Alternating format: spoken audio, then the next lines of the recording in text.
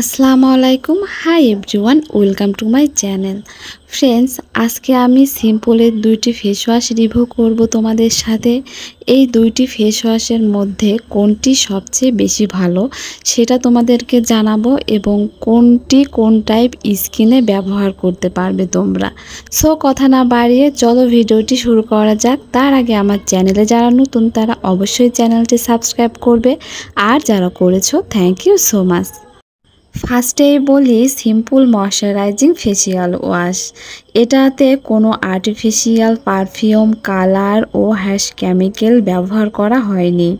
Vitamin বি5, vitamin E সমৃদ্ধ, স্কিনে জমে থাকা ডার্ট, অয়েল ও ইমপিউরিটি দূর করে স্কিন ফ্রেশ করে। যাদের স্কিন অনেক ড্রাই, রাফ, ডিহাইড্রেট তাদের জন্য এই ফেস ওয়াশ খুবই ভালো। স্কিন ডিহাইড্রেটিং হলে কুচকানো ভাব চলে আসে, যা দেখতে মনে হয় বয়সের ছাপ।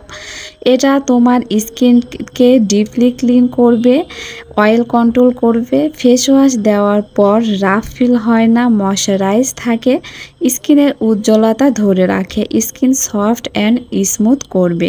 এটা ব্যবহারে তোমার স্কিনটা ফর্সা করবে না। এবার বলি সিম্পল রিফ্রেশিং ফেসিয়াল ওয়াশ। এই ফেস ওয়াশটির মধ্যেও কোনো আর্টিফিশিয়াল পারফিউম, কালার ও হ্যাশ কেমিক্যাল ব্যবহার করা হয়নি।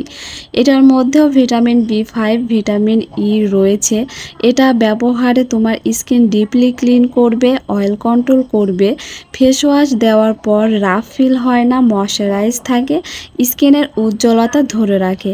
এটা অয়েলি স্কিন এবং কম্বিনেশন টু অয়েলি সেনসিটিভ স্কিনের আপু ভাইয়ারাও ইউজ করতে পারবে। সিম্পলের দুইটি ফেস ওয়াশই অনেক ভালো, বাট তোমাদের স্কিন বুঝে ব্যবহার করতে হবে যে তোমার স্কিনে কোনটা স্যুট করছে।